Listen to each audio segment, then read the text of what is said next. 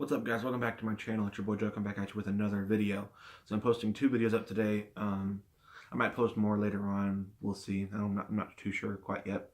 But in this video today, I'm going to be giving you my 5 reasons why breaking boards are so important. In fact, I'm wearing my breaking board shirt today. Why is breaking boards important in the martial arts community? Boards have gotten a bad rap. And from like movies or from, people who think they know it all and stuff. And I'm not claiming that I know it all either. These are just things that these are just my opinions. And so, yeah, they've gotten a bad rap from like Bruce Lee saying that boards don't hit back, and which is true. I mean, they don't.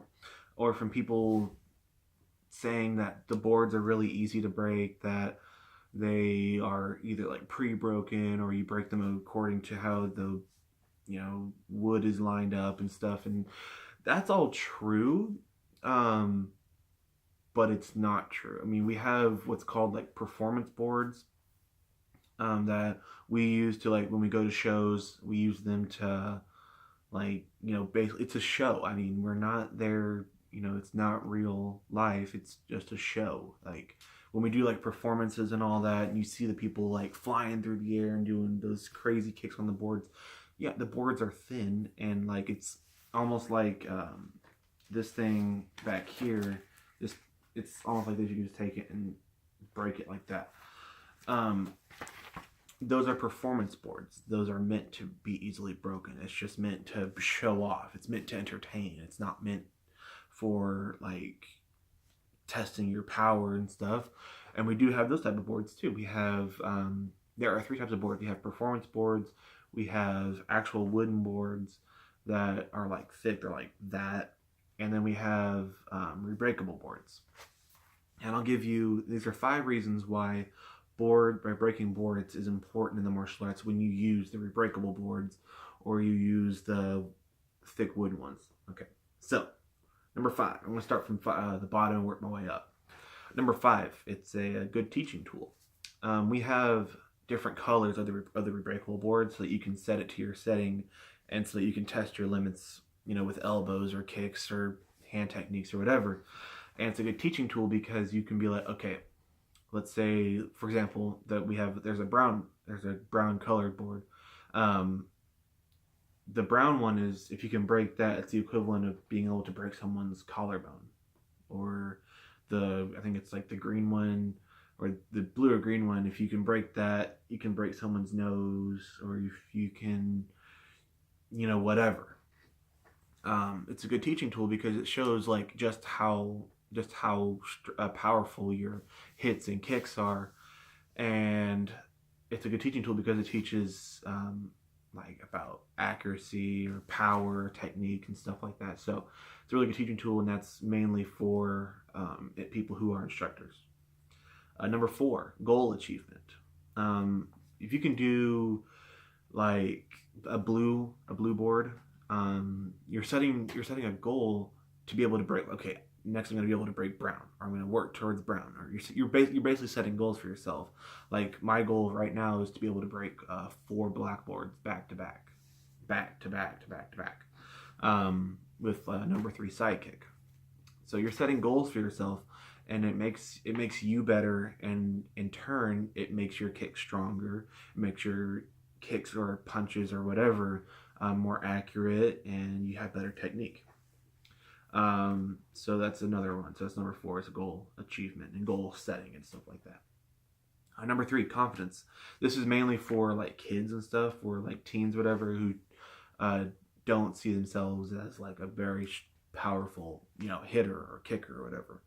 It builds confidence in them because and this kind of goes back to number 4 too, with goal setting and achievement. When they break the board that they set their goal to, they're like, okay, they hold themselves up a little bit better, and they feel better by themselves, and then they set another goal, and once they get that goal, then they keep moving forward, and their confidence gets better and better and better and better. So that's another thing. That's number 3, is confidence. Number 2, and I said these words already in this video, is accuracy, power, and technique.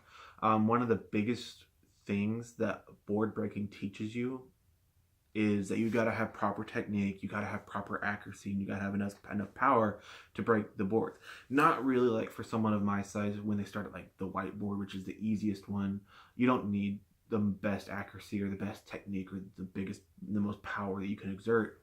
But once you get up to like the blackboard, or once you start stacking boards on top of each other, like black and then white and then black and yellow, black and orange, whatever, you gotta start adding, more technique. You gotta start, or proper technique. You gotta start adding more accuracy. You gotta exert more power, and so it builds all that stuff up to where that you will have like the best like palm heel or the best front kick or side kick or whatever, and in turn it makes you better at those techniques and like in your form or when you're sparring, because you have all three of those.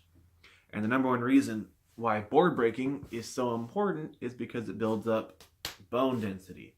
One of the biggest things that I see all the time, well, not all the time, but I've seen in the past is someone who doesn't have proper bone density because they either wear the paddings on their arms, or they don't challenge themselves in board things. And so like when they go to like block a punch or block a kick with their forearm, it hurts them, or they bruise easier, or whatever, their bone straight up snaps. And board breaking builds up that type of bone density. And there are other ways to build bone density, like taking a stick and like hitting your arm, or taking your arm and hitting it on the corner or something to build up bone density, or like in Wing Chun they have the wooden dummy guy and whatever, and that does build up bone density. But and this is just my opinion, board breaking, when you challenge yourself and when you set a goal for yourself and you're working towards that goal, it builds up better bone density than doing all that other stuff, because you're actually using your whole body into it or whatever. And so board breaking builds up bone density, in my opinion, better than all those other ones. And so that is number one. So these are my 5 reasons why board breaking is important in martial arts. So thank you guys so much for watching. Hope you all enjoyed. Leave a like if you guys like, and if you disagree with me, let me know down below. I'm always open up to discussion, and don't forget to subscribe for more content like this. So thank you guys. Have a wonderful day. God bless you all. Peace.